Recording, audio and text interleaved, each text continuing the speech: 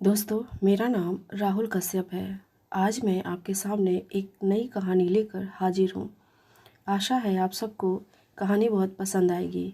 अगर कहानी अच्छी लगे तो एक लाइक ज़रूर कर देना। चैनल पर पहली बार आए हो तो चैनल को सब्सक्राइब कर लेना। और हाँ, गंदे कमेंट मत करना प्लीज़। ये कहानी केवल आपके मनोरंजन के लिए है। तो चलिए कहानी को आगे बढ़ाते हैं। मैं पेशे से एक डॉक्टर हूँ। मैं एक 27 साल का युवक हूँ। यह कहानी मेरे दोस्त की वाइफ की है। हम तीनों साथ में ही काम करते हैं। पहले मैं आपको दोस्त की वाइफ के बारे में बता देता हूँ। वो एकदम सिंपल लड़की है। वो साड़ी पहनती थी। उसकी आंखें भूरी और गाल एकदम गुलाबी थे।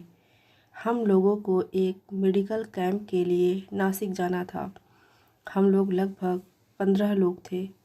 कुसुम भाभी और मेरा दोस्त रजत भी साथ में थे। रजत, मैं और भाभी हमेशा साथ में घूमते थे, ड्रिंक करते थे। मैं उनके घर पर बहुत बार रहा हूँ।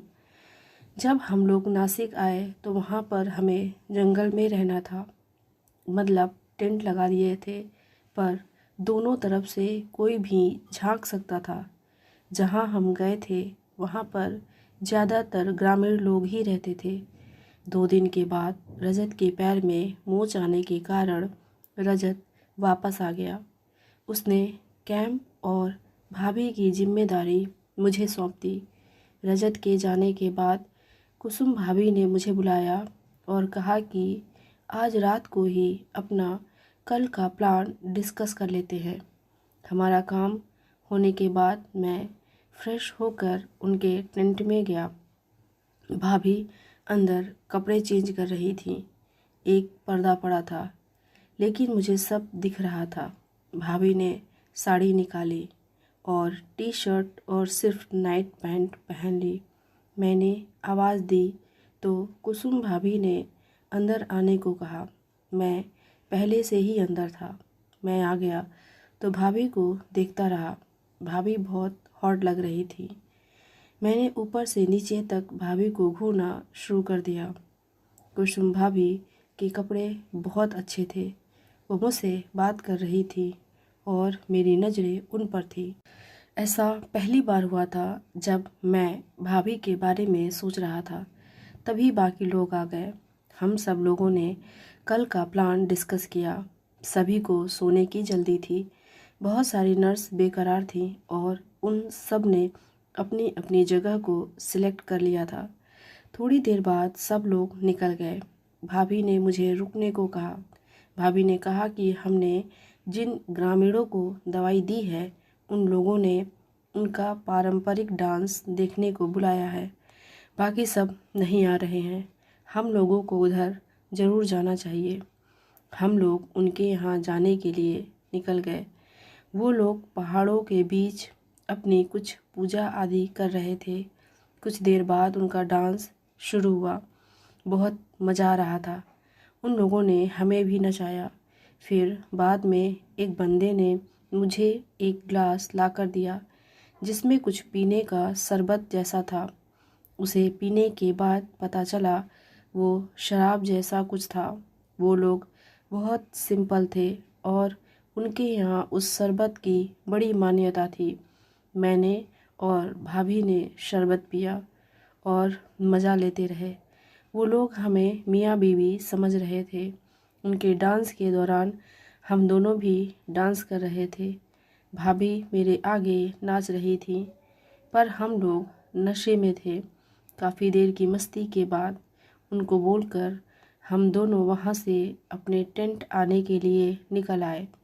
हम रास्ता भटक गए और कुछ समझ में नहीं आ रहा था। मोबाइल में नेटवर्क नहीं था। हम लोग 2 घंटे से भटक रहे थे। भाभी थक गई और बोली, कहीं पर बैठ जाते हैं और फिर सोचते हैं। ठंड बहुत ज़्यादा थी। हम दोनों ने नॉर्मल कपड़े पहने हुए थे।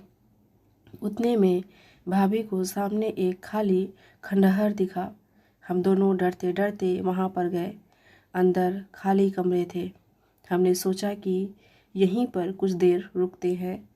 मैं दूसरे रूम में गया, तभी भाभी के चिल्लाने की आवाज़ आई। मैंने देखा तो भाभी वहाँ पर टंकी जैसा कुछ था, उसमें गिर गई थी।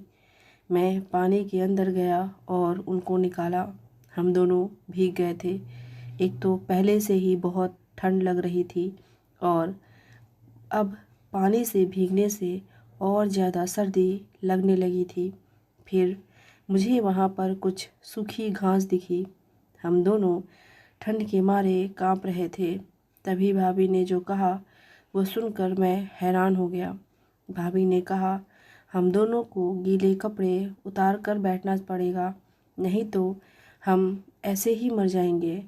मैंने उनकी तरफ देखा तो भाभी ने कहा, हम डॉक्टर हैं यार, थोड़ा दिमाग से सोचो।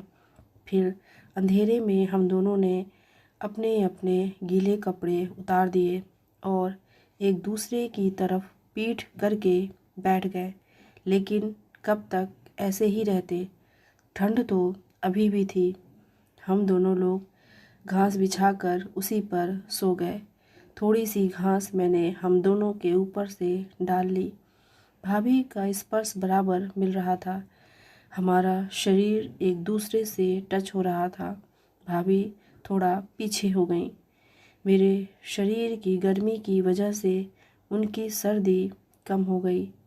भाभी ने मुझसे कहा, कोई दूसरा ऑप्शन नहीं है, ऐसे ही सोना पड़ेगा। अब मुझसे कंट्रोल नहीं हुआ। भाभी बोली, कुछ तो करो यार, बड़ी सर्दी लग रही है। 2 मिनट के बाद भाभी बोलने लगी, यार ये सही नहीं है। मैंने भाभी को समझाया, हमें ये करना ही होगा भाभी, वरना हम दोनों इस जाड़े से मर जाएंगे। भाभी ने मुझसे प्रॉमिस लिया कि ये किसी को पता नहीं चलना चाहिए। मैंने भाभी को प्रॉमिस किया। मुझे बहुत ज़्यादा मज़ा आ रहा था। कुछ देर बाद भाभी ने मुझसे कहा, रजत ने कभी ऐसा नहीं किया है। मेरी हालत ख़राब हो रही थी। मैं भी काफ़ी जोश में आ गया था। मैं भाभी का सर दबा रहा था क्योंकि ठंड के कारण भाभी का सर बहुत दर्द कर रहा था। भाभी ज़ोर से चिल्लाई, ओह मर गई, मुझे दर्द हो रहा है। मैंने भाभी की बात को अनसुना करते हुए सर दबाता रहा। भाभी बोल रही थी, धीरे धीरे करो। कुछ देर बाद भाभी का दर्द भी कम हो गया।